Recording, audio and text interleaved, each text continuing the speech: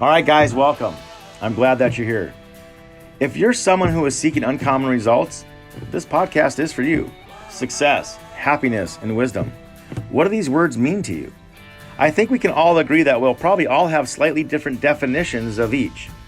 In these podcasts, I get to dive deeply into conversations with some amazing innovators, influencers, and trendsetters that have had different versions of how they define the terms, yet have come out on the other side with amazing, uncommon results. At some point in their lives, they have decided to unshackle themselves from the norm and go beyond all boundaries. Well, welcome again, everybody, to the Beyond All Boundaries show. Again, I'm John Dwyer, and I have the privilege of having David Richter on our show today.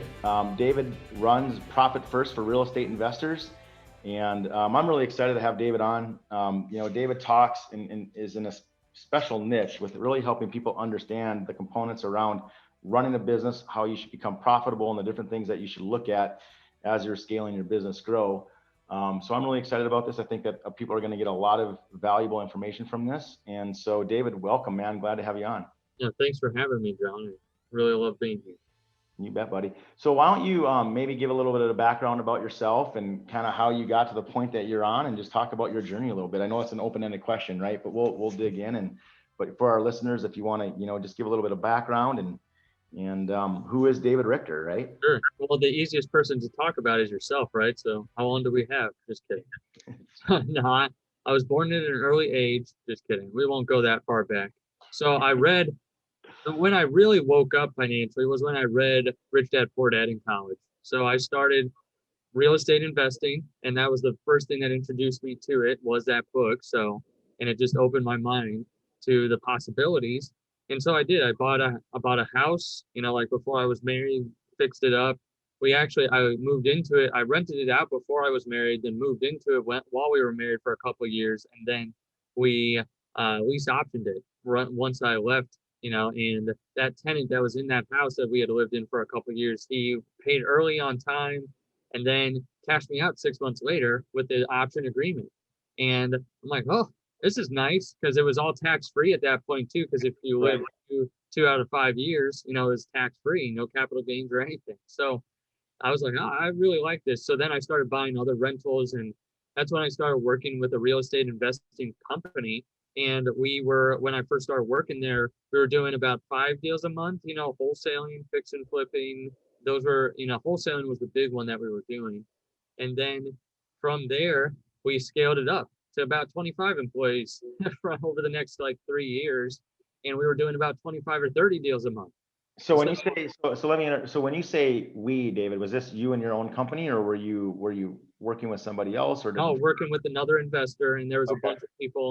a bunch of people who have their own businesses now that started in this place. It was in Northwest Indiana with a guy who had assembled just a really great team of people. And well, that sounds excluding me, right? So I can't be too arrogant there.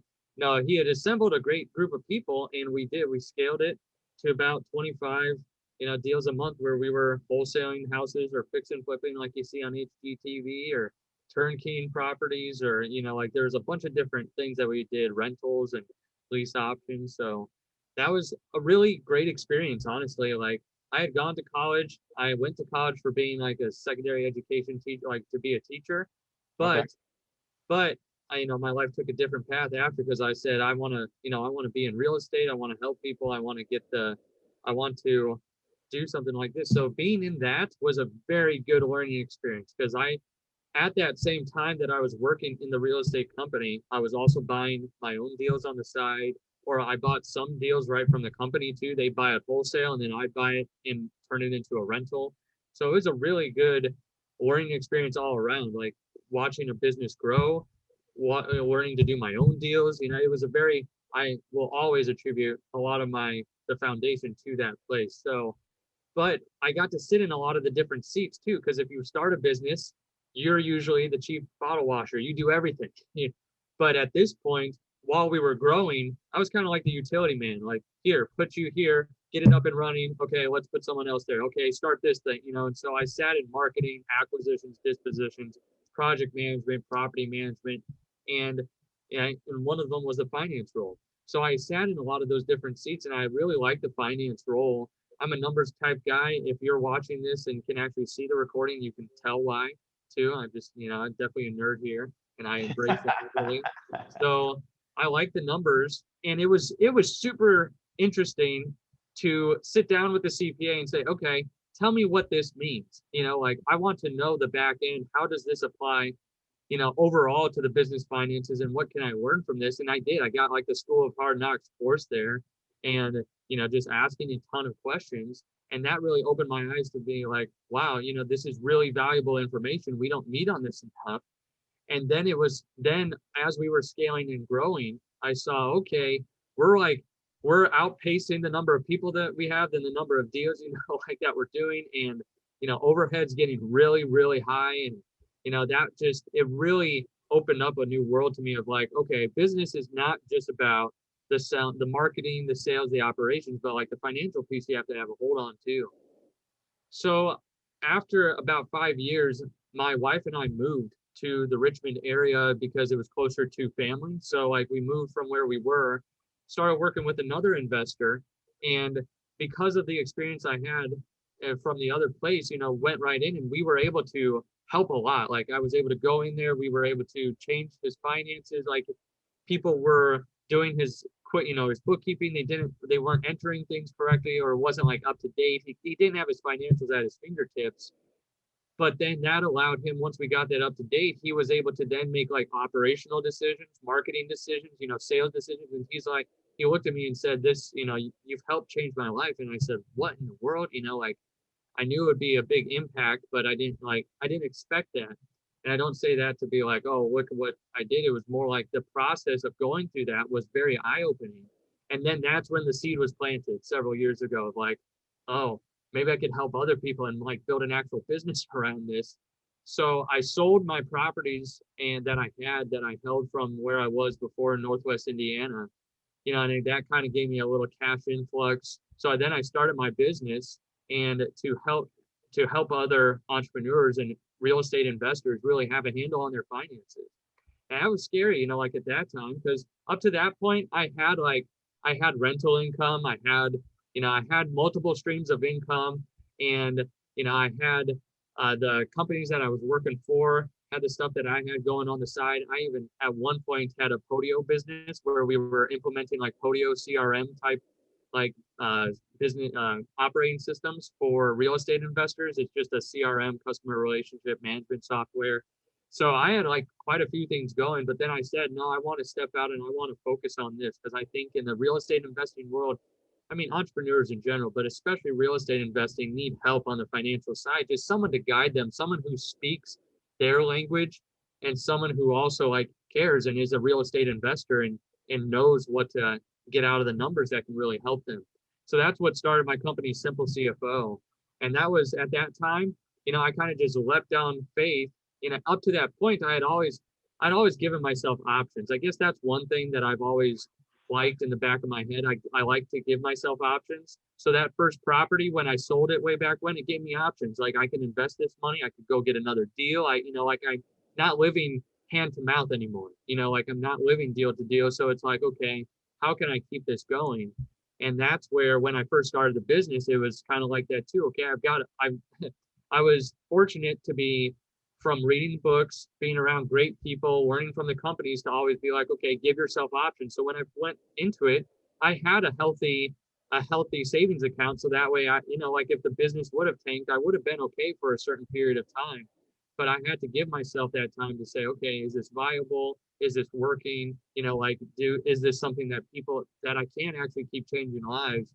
And so during that time, I started just putting my name out there, because up to that point, well, I had been building the business for the last 8 years, and I didn't even know about it, because I had been going to masterminds for so long. I had been networking. When I reached out to the network, several people were like, this is exactly what we need. It's filling a need that the CPA or our bookkeepers, it's like in between there, where they're actually telling us like what other investors are doing that are successful, and like how our numbers can really help us. So that's where when I went out on that leap of faith, I had a network too. So I knew like, okay, I could probably start helping people right away. And I did.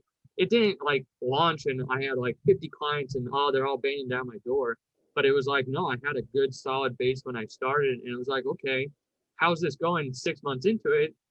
I was so worried about bringing value. I'd be like up at night or like, some days it'd be like, I prepared for everything. Shouldn't I be doing something like right now? Like I always felt I had to be doing something. And Right. then sometimes now I know that time should be for thinking, as a business owner and really, the overall, or sometimes that's spending time with family. But back then when I first started that first 6 months, every day was, am I bringing value? Like I want to make sure that I'm doing this. So I had always had that in the back of my mind. And then fast forward to today when we've had some clients with us from the very beginning. So a couple of years now, and then we have, new clients coming on board. It's like, we have to trust the process. That was one of the things that I learned and I continually learn is that to trust the process. Like if I'm doing what I need to be doing, if I start the business getting good health, being around good people, I need to trust the process because a lot of times as business owners, we go from fire to fire to fire. And it's like, that's no way to live. Like we got to step back sometimes and say, I either need a process that's not there, or I need to trust the process to weed out people that either I don't want to work with or sellers, like like if you're in the real estate investing world, like some people you might not want to work with that, or seller, like that. It just helps you to take a step back and say, I need to trust the process that I've done, and then obviously you can tweak it and grow it as you scale and new marketing channels. I'm not saying like you have to be stuck in a rut, but it's to step back and say, okay, what do I need to do now? Where am I in the process? What cycle am I in? And really trust that, because I've seen more now that I can step back and say, okay, I'm trusting the process and here's what needs to be tweaked over here. Here's how I can work on it over here. Here's how I can bring more value. Here's how I can potentially offer something that's in our core focus, but it's another service product, or another product for people. So it's been a journey, that's for sure. It's been a journey to get to where we are now, but I'm very excited for the future of, continuously helping the real estate investors like that. So there was a 15-minute overview of Well, and where, you know what's well, and it's interesting though. I mean, there's a lot of questions inside your rant there, and I say rant just because it's obviously your business and how you got there, which is a great story, right? So, your business. When did you start, David? What was the year that you started specifically going into the profit first for real estate investors? 2019. So it's been a couple of years now. So we're Yeah, entering the okay. second year here. So, And you've grown pretty significantly over the last couple of years, right? oh yeah, from when we Yeah. first started. So yeah, it's been exponential growth at this point. So, and then at the point I am right now, we're still growing, but I am all in on like making our processes smoother, better. Right. Like as we grow, we have to, we have to break old processes, build new ones, because what got us here won't get us there. So Yeah. we And I think, and I think you made a good comment. I want to comment on that too, because I think as business owners, sometimes, the common thread is if it's not broke, don't fix it. However, when you're in a growth phase, and you got to be careful, like you don't want to grow too fast, right? I've seen a number of people, just like, you commented on the real estate side, where you guys are booming, growing, and your overhead gets to a point to where it's out of control. And even though expansion is exciting, sometimes you got to minimize and really evaluate the overhead, because I've seen companies where they're bringing in 20 million, but their overhead is 19. right. And is it worth it, right? To where you can minimize your workload, and you can maybe get to a point to where you minimize. When I talk to business owners, it's like you have two options. You can either raise your margins or cut expenses, Right. right? And it's more efficient to look at the opportunity costs, or areas that what we call wealth transfers, and minimize costs, right? To where your margins are just going to go up by nature, because you've gotten rid of a lot of different overhead. Yep. And it's just, I think what you do, David, is so powerful, because really, I really think it's critical for people not only to understand that they're their greatest asset, but to really look at P&L statements, understand balance sheets, and understand where they're at, because a lot of people don't realize this, but they could be one or two deals away from bankruptcy or something like that, because they're so heavily leveraged. They see that coming in, but one thing could just totally disrupt what they're trying to do, right? Because they get, as you know, as business owners, we get fixated on certain things, or we're trying to put fires out here and there and there, and we're trying to go so 120 miles an hour. But to step back and, or maybe not maybe, but to hire somebody like you that can come in and work with that business owner to take in a very, very important piece. But more importantly, I think to look at it from a second pair of eyes, right? Because when it comes to money and the things that we're doing, it's so easy to say, okay, no, I know what I'm doing here. This is my business. But to have somebody like you to come in and just say, well, hey, let's look at it from this perspective, right? Do you understand what these numbers mean? Do you understand, where we're headed or what you're trying to do? And I don't mean that condescending, like when we talk to business owners, right? But I mean, it's just, it's that filtered lens sometimes that we really need to have someone help us look through, and not have an emotional tie to the business. Right. Exactly. And so, and that's interesting too, because, my background was in education actually too. I was a secondary coach and high school teacher. But I think what I learned through education was everything that we do is about education. It's just a different format. Oh yeah. Right. And so I can see that, through the way that you just communicate and the way that I've seen you interact, is that, from my perspective, is that it's more about education and helping them just be aware of those blind spots. Is that fair to say, yeah. right? Oh, very and much. And then just kind of helping them, guide through that process and helping them become more financially sound. So when you look at a business, David, from an entrepreneur's mindset, I know that you focus more on real estate, but I even want to cast this net even wider, right? Because the profit, the P&L statements, all these things are so critical when you're running a business. What would be one of the things that you see often is, maybe not a mistake, but things that most people just aren't aware of as it comes to, the profit first part of the business, and maybe just even give a definition of what it means by profit first for real estates. And, you're the CEO of Real Estate Investors. Like what thing, I guess, what definition would it be if you could give it in like a 1 or 2 sentence? Would you say that is? Sure. So profit first is all about the mindset where the traditional is sales minus expenses equals profit, meaning you sell, you pay everyone else, and then you might have something left over for you. Profit first is sales minus profit equals expenses, meaning you sell, make sure you're healthy, and then the business can live off of what's left over.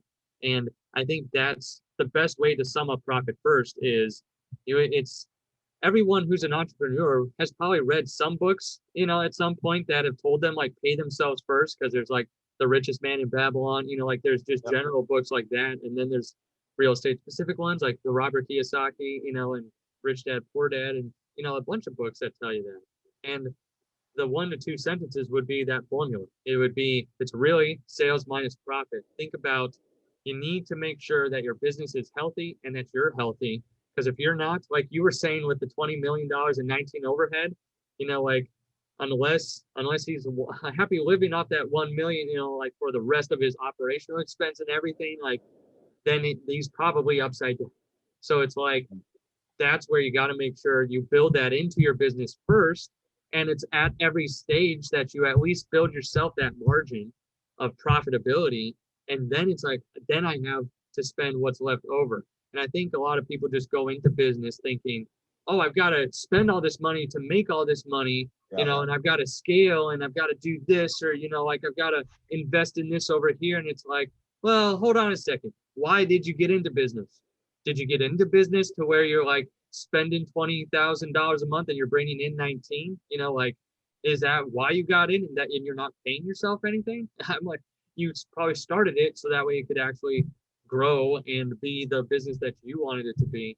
So like profit first mindset is putting that in place, making Well, sure. and I think, and to your point, David, it's so critical, because I think, a lot of times you said 2 things there that I want to speak to, because at least in the mastermind or in the real estate world, you hear like, we got to scale our business. And scaling isn't a negative word, but when I hear it, what does it really mean for people, right? Does it mean that you got to spend all this money to scale your business? And I think a lot of times people think that in order to scale it, they got to hire all these operations, they got to do this, this, and this. And before they know it, you know, and I don't believe you have to go backwards to go forward, in my opinion. Right. Yeah. Right now, what I do believe is that if you get to that point to where you have all the profitability and you have money and you have the savings and you have the asset value, then you can maybe take a step back to do some projects that where you might go backwards. Yeah. Right. So I'm kind of experiencing that right now with what I was talking to you about off camera here or before we started, is that, you know, I'm doing some things that are a little unique to my business of what I'm typically doing, and knowing that it's going to take some time to ramp up. Right. Just because in my world with compliance and all these different things that I have to deal with, right, it's not quick. But I still don't believe I have to go backwards. And what I mean by that is that I have enough capital to sustain, you know, almost a 2-year runway to where it won't have an impact. Yeah. Right. But I don't, and again, scalability is great, but at what cost, or what are you trying to accomplish? And I think that's what you're communicating is that's what you really help business owners, you know, take the lens off, or, you know, look at it from a perspective. Okay, if you do this, you could go down this rabbit hole or this rabbit hole, and is it the right time to even scale, right? Right. And I think that when we, and again, I don't want to talk about it as a negative word, but I think scaling is good. It's just how you do it. Yes. And what does it really mean to scale, and what are you really trying to accomplish? And those are the things that you work with your clients on, and helping them understand that methodology. The other thing that I want to hit on is, you know, you said a couple things, and I love the formula, right? Sales, profit, and then expenses, right? And you know, it's a fine line, because again, you know, people are like, well, you got to spend money to make money. Well, I believe you got to invest in yourself, right, to get the knowledge, but it doesn't mean that you have to necessarily spend more capital than desired to get to where you want to get to. Right. And so, and then again, it's a fine line, right? And if you can really minimize your overhead, that will have a huge impact on the profitability, not only on, you know, your business, but even long term. And I think a lot of time, and maybe you see this. So, you know, when you're working with business owners, and I know I asked you like 3 loaded questions there, but when you first look at it, get a client, what's maybe one of the first things that you guys look at, maybe of areas of blind spot that you could share with your listeners and our listeners? Like, what's area that they should maybe pay attention to? Number one is we look, are they paying themselves anything? You know, like that's one of the first things we do, because a lot of the stress that they have in their life, if they come to us like saying, oh, my expenses are so much, they're really telling us like, I'm hurting, you know, like, can you help me uncover those areas that I'm hurting in? And they think it's all related to expenses. And it can be a lot of times, but usually it's, they're not taking care of themselves. You know, they're not making sure that they have what they need. So that's one of the first things we look at is what was either your profitability, or what did you physically take out of the business in the last year, the last 6 months? And is this what you really need? Like, have you sat down to say, this is what I need? You know, like, and if they've done that, great. But most people have not taken that step. So that's one thing where most entrepreneurs go into this and say, I'm going to make a bunch of money, but they have no idea really what do they need? What do they want? What would make them not stressed out at night? You know, like, is there a certain point? Because then if you get to that, then it's like, okay, then you can focus on other things. Because if you're not, I always say profit unlocks your why. So like, we want to get to that, you know, like as soon as possible. See, okay, are you paying yourself? Is it what you want? Is it what you need first? And then is it what you want? And then we need to put a plan in place to make sure you can. Then that goes into the expenses, and like, what are you, you know, like, what are you really spending on? How can we help you, like you said, get that margin better, you know, so that way you've got something there. But a lot of people just don't even know that. And that's where the whole mindset comes into play. You have to make it a habit, not an event. And the profit isn't something where you sell a big deal, or you get a new contract, or you get a new client, or whatever type of business you're in, and you're like, yes, you know, I got like this one that's just a home run.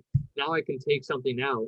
It's like, no, what we got to build in the habit. We've got to build in the consistency of, this is what your business does for you, you know, and and that might be different for all people. Some people might still have a W-2 job and have this business, and it's like, do you want to ever fully transition, or do you want to just always have this? Because there's going to be 2 different scenarios that we need to run there then, you know, and it's different things like that. But I would say one of the biggest areas, are they paying themselves something, and is it what they need? And I think you made a good comment too about profitability can help you unlock your why, because a lot of times, to your comment of putting fires out or just trying to get the next deal, right? There's pressure to try to get the next deal because in your mindset, or a lot of times people's mindset is that next deal is going to get us over that hump, but then we still have the leverage, we still have the expenses, and it's just like you're chasing, it's like a dog chasing his tail, right? You never get out of the rat race. And if what I'll talk a lot about is too is just like, if you can just slow down for a minute. There's a comment that I love to talk about is you got to slow down to speed up. Yep. And oftentimes, if you can just step back, because it's might not just be that next deal that's going to make you profitable. That might, it's not curing the problem, right? And so if you can pay yourself, if you can get the capital built up, and sometimes you don't have to have more and more deals to do that. You just have to minimize some of the expenses or the inefficiencies that you currently have. Just a couple tweaks here and there can make a huge impact that would allow you to scale. And so to your comment, David, I think, what I heard is, I think it's a nugget, because I'm big on the why, and we talk a lot about our why and the things that we do. But I think, and that's really a process and a journey, is I think people, when they talk about the why, they think they sugarcoat it, right? I mean, that if you're really doing that why, that's a 6 month to a year journey, and it's constantly changing to get really focused on your why. But I think if you're in a position of strength, it's easier to do that. Totally. Right. And I think that was, that comment that you made is super strong, because profitability can enhance your why. I think that that's crucial, because you can step back and make financial decisions, and take the time to make those decisions, versus like, oh my gosh, I got to do this reactionary, to which the problem just simply just compounds and grows. Yeah. And so I think, I think that was some really great insight there is, and I'm going to steal that, if you're profitable, it can enhance your why. Oh yeah. Well, that's why I said at the beginning, I like options. And like, if you are always under that time crunch or that pressure, you have to get the next deal, or you have to close this sale, whatever it is that you do, then it is like, you're always in the position of weakness thing. Like, you've never got to be able to say, okay, I'm thinking about this rationally. This is what will really help my company grow. You're just like, bring me whatever I can right now. I've got to kill and eat, But then once you get to the place of profitability, you will unlock the options of, this is why I got into business. Now I can actually, do what I've always wanted to do, whether that just be take your family on vacations, or whether that's, building orphanages. There's a client that we worked with where he wants to fund a camp, like for the teenagers of his church or whatnot.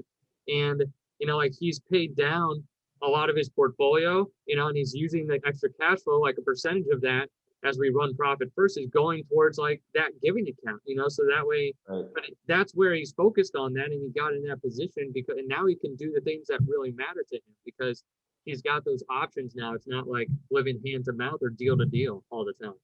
Yep.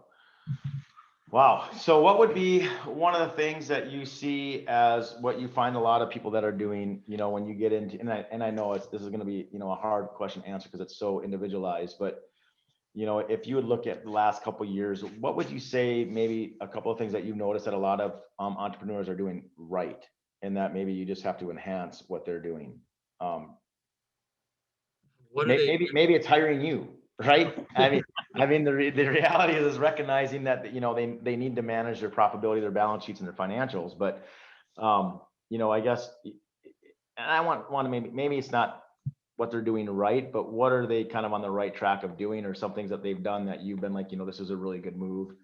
I mean, is there kind of a consistent thing that you've seen across the board, or is it just really hard? No, not a hard question, because especially in the last few years, and we even went on this bandwagon when it was first circulating, like the circles I'm in, the real estate world, was EOS and Traction, the entrepreneurial operating system, just the focus on being more efficient, doing things, like it is better, not bigger, where doing more deals, but with less people or less, systems, or, like as far as like technology or whatnot, like doing things with what you have. So I think that was the entrepreneurial operating system. The book Traction by Gino Wickman really caught like wildfire through the real estate investing world. And that helped a lot of people get into the place of where okay, maybe they don't have to have huge overhead, or maybe they can, actually do 10 deals with like with 5 people rather than do 10 deals with 10 people, or, something like that. So I think that's where a lot of people got on that, and that's been really circulating through the real estate world for the last few years. And it helps give structure. It helps it like to the meetings to have measurables to really track, like especially on the marketing and operations side, that's where a lot of things now have more of a system, and like just a business operating system for people to run on. And one of my good friends who advised me to start the business and get into Profit First was Gary Harper, and he helps businesses like get the processes and systems in, like in the real estate investing world. So I feel like there's been kind of that push over the last few years around the entrepreneurs that I'm in touch with. And that has made a huge difference because they're realizing, okay, I can do more with less. And now I need to get a handle on my finances. So I feel like now it's trending from the operations and that to the financial side, which I'm loving that Profit First has caught on. So I'm kind of seeing the trend of there was the operational push, and there's always going to be that push, but like a really big one. And now I feel like we're on the verge of that really big financial push too. So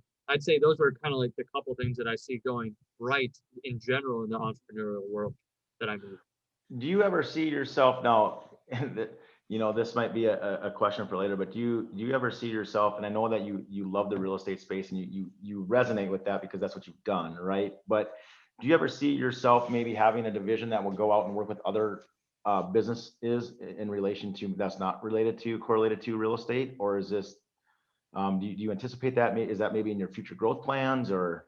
It's definitely in the future growth plans. And I would still want to be inside of a niche. I don't think I'll For ever sure. just choose a shotgun approach, but yeah, I definitely want to, because right now we're on the path to be, to help a lot of people. We've got a personal goal inside of Simple CFO to help 500 business owners, over the next 5 years here, to make sure we've got, that we're helping them actually get their finances in order. So we want to do that. But then we've got a bigger goal, like just to get the information out to like a million over the next 10 years, just like with the book that's coming out, just any free stuff, like just we want to touch a million investors' lives. But that's going to, I'm like you said at the beginning, I'm still young. So there's going to be a time where it's like, okay, we're doing, we've got the real estate side up and running. I've got the people in place. I've got the systems. I've got everything. I want to make, now I want to, because I've seen of how much it's changed other people's lives. Like I need to go to another niche. I need to make sure that we're getting this out to you. And I love the fact that you said I don't want to have a shotgun approach, because I really truly believe you should pick a lane and own it and have your niche, right? But what you're doing, and again, every business is different, and we don't want to ever assume that we understand somebody's business or that field, right? Yep. But when it comes to profitability, when it comes to certain things, P&L, EBITDA, all these different calculations and all the things that we look at, I just see just a value in other avenues, right? So I would just encourage you, man, it's awesome, right? And I love the fact that you have your niche. I mean, because again, it's really important to be able to have a conversation that you've experienced, right? You've done real estate, you've done the deals, you've done these certain things. And so you kind of have that mindset of that process of how people in that field typically think, right? And so I don't want to discredit that at all, but and the reason why I asked is just because I see so much value in what you guys are doing. And I think a lot of other fields and entrepreneurials could use that. I mean, I think of dentists and private practice doctors and things like that. They're great at making money, but a lot of times it's running a business. Yeah. And and I find that there's a disconnect, right? So so that's awesome. Talk about you mentioned it, but just for our listeners, David's writing a book. It's going to be done. What your goal is to have it by the end of the year? Is that correct? But yeah, I'm shooting beginning of fourth quarter to really get it out the door. Okay. And you want to talk a little bit about that, what the book is about, and what's it called? It's called Profit First for Real Estate Investing. It's a derivative of the original Profit First book by Mike Michalowicz, and which I highly recommend picking up.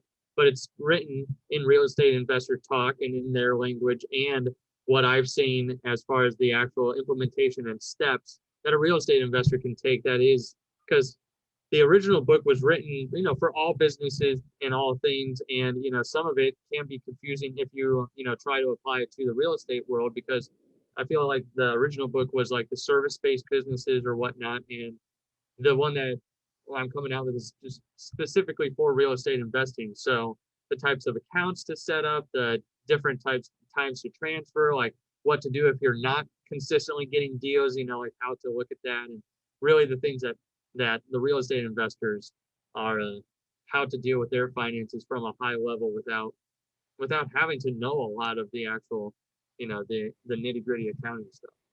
Well, that's awesome. Why don't you talk about how people can get hold of you, David? Sure. Even if they're not in real estate, I mean, just, and again, I know that's your niche, but I think, maybe even to even have a phone call, because I'm sure there's people that you have in your network that you could direct them to or figure Oh out a yeah. way to help people. And I know you talked about it, and I love your vision is that you just want to provide value in any way you can. And I know that that's not just, something that you say. I mean, if you truly get to know David Richter, he's all about really, he loses sleep probably at night sometimes, making sure he's providing value. So Yes. if someone wants to get hold of you or reach out to you, how can they do that, and how can they get in contact with you? So simplecfosolutions.com is the best place to get a hold of us. If you go on there, there's like a business health checkup. You fill that out, and then we can schedule a time to meet, because that just helps us know your situation and to provide value better. I'm all about efficiency and providing value, like you said. So that helps us. If you go on there, fill that out, then we can set a call from there. I'd also say too, one actionable item, like if you just get from today, if you've listened to this whole thing, or you just skip to the very end, then I want you to, if you could just set up one extra bank account and call it profit, and just start transferring 1% of your income. Just start making it a habit. It could be a small habit. It could be something that you can do right now. It could be, if you're living off of the 99, if out of 100%, you can live off that 99. So I would just say, because I want to provide value, set up an account that's dedicated to your profit and start transferring 1% in there from your business income. And that's the baby step journey to having the profit become a habit inside of your mind, inside of your company. So simplecfosolutions.com. And then if you want to really like turbocharge your mindset, open that one account, name it profit. So Awesome. And then the book will be coming out hopefully fourth quarter. And then maybe what we'll do, David, is we'll get you back on and you can promote the book and tell people how to get it. And I know that you've been working really hard on it. And from the mastermind that we were at, and just some of your snippets, I'm excited to read it and share it with the world. So I appreciate that. Hey man, I really appreciate you being on. Again, for those of you that listen today, please give us written feedback, comments, critiques, things that you liked. It just really helps us, provide value for the listeners and what you're hearing out there, and just learning from some awesome influencers and successful people, and just providing, insight to you. So if you can continue to write comments and leave written comments are the best, right, David? And then just, I encourage everybody to reach out to David and he can get you on the right track. So again, man, thanks a lot for being here, and I really appreciate you jumping on, and thanks for your time today. Awesome. Thanks, John. All right. Well, stay tuned for our next show. We're going to have another awesome guest. And again, thank you for joining Beyond All Boundaries.